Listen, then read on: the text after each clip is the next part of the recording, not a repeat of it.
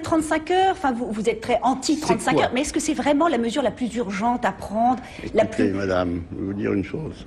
Vous êtes pour la réduction du déficit budgétaire, je pense. Bon.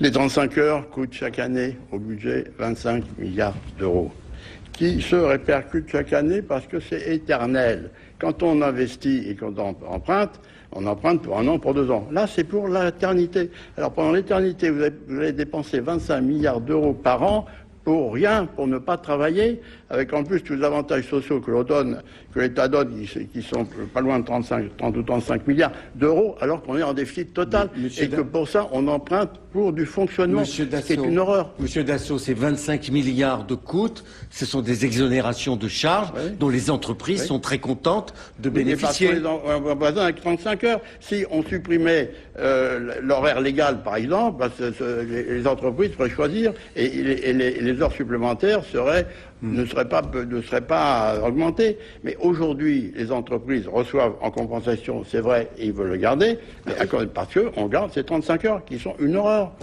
À cause de la compétitivité. On veut très bien le garder comme ça, très bien. Mais alors ne cherchons pas à dire qu'on va avoir la croissance, qu'on va embaucher, qu'on va réduire le chômage, c'est pas vrai. Marc, même sur un autre point, je voudrais attirer sur le fait que quand les 35 heures ont été créées, le coût annuel, j'ai pas regardé cette année, donc je peux pas vérifier, mais le coût annuel de ces 35 heures était l'équivalent du budget de la police et de la justice. Je rebondis sur ce point, parce qu'aujourd'hui, vous voyez des manifestations en disant que les moyens de la justice ne sont pas suffisants.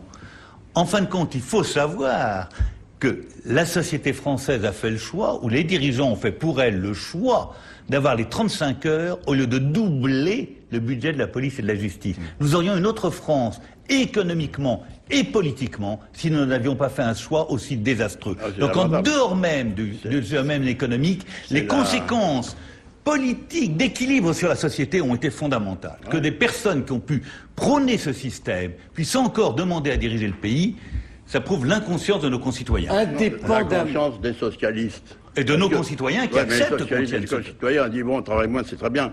Mais sur les socialistes, on a imposé 35 heures.